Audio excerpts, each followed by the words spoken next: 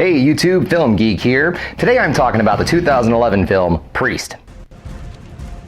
Yea, though I walk through the valley of the shadow of death, I will fear no evil. Your words mean nothing to them, priest. For thou art with me.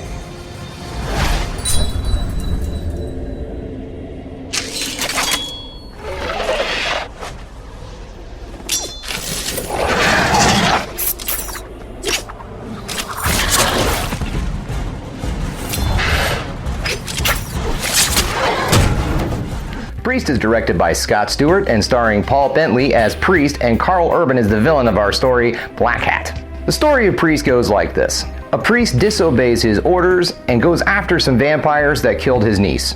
Basically, that's the storyline.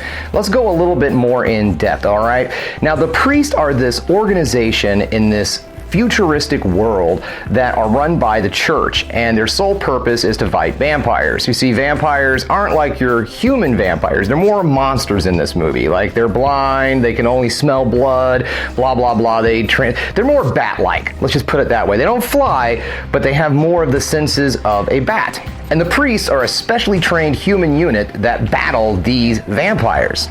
Priest was filmed on a budget of $60 million and unfortunately did not come even close to bringing back anything at the box office. It only pulled in $29.1 million in its US run. The low box office could be attributed to several different things. Number one, this movie was held back. Yeah, it was supposed to come out in 2010, but the studio felt that the movie would do better as a 3D film. I mean, I guess that's why they did it, because they pulled it and made it into 3D for some reason, and then put it back out, which made it late, and it came out in May of 2011. What came out in May of 2011? Well, a little Marvel movie known as Thor. So this movie goes up against Thor. Now, I didn't get my dates on this. I don't know if it came out before Thor, after Thor, but it was in the same month as Thor, Marvel movie, so I mean that's where all the hype train is gonna go. It also didn't help that critics ate this movie to pieces.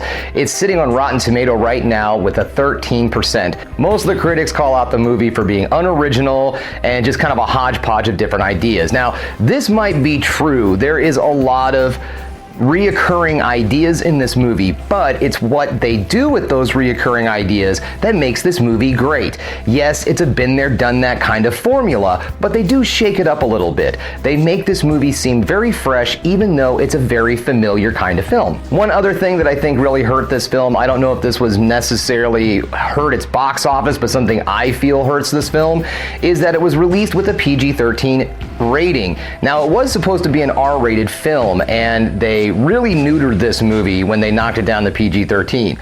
It didn't alter the story in any way, shape, or form, but you can really tell that there were supposed to be a lot more gory kills in this movie than what you got when you went and saw it in theaters. That was one of my big letdowns this movie when I first saw it. However, I did really enjoy the story, and I really thought that the characters were great. So I guess what I'm trying to say is, if you don't care about the violence, then watch the regular theatrical cut. If you want to see all the gore, check out the uncut version. Now, here's where things get weird. The DVD that was released is only released in the PG-13 cut version. So if you get the DVD, make sure it says uncut. I don't know if they've changed it now, but when this movie originally released, the DVD was the theatrical 13 or PG-13 rating. Then on Blu-ray, it was released in its uncut format. Right now, it is streaming on Amazon, however, and you can see either format, the PG-13 or the uncut. Now, all that negativity aside, what is it that makes me like Priest? Well, first off, I'm going to start off with the way they tell the background story of the priest. In the beginning of the film, there's this really cool animated sequence, and it should be really cool because it's done by none other than Genndy Tartakovsky. That's right, the creator of Samurai Jack does the opening sequence of this, and it's an homage to the Korean comic book that this movie's based off of. I don't know much about the comic book. I do know that it exists. I've read a couple of issues. Not enough for me to let you know how accurate this movie is to the comic book, but I'm just making you aware that it's based off of a Korean comic, and the animated sequence at the beginning of this movie is just absolutely gorgeous. I love this. It's a really cool and unique way to give background story to this already established universe, so we don't spend so much time being bogged down with all this other crap. You get this really neat little story right at the beginning. It gets the background of what's going going on, and then boom, you're in the movie. Now, the movie may have been dumbed down to a PG-13 rating in theaters, but the action is still intact.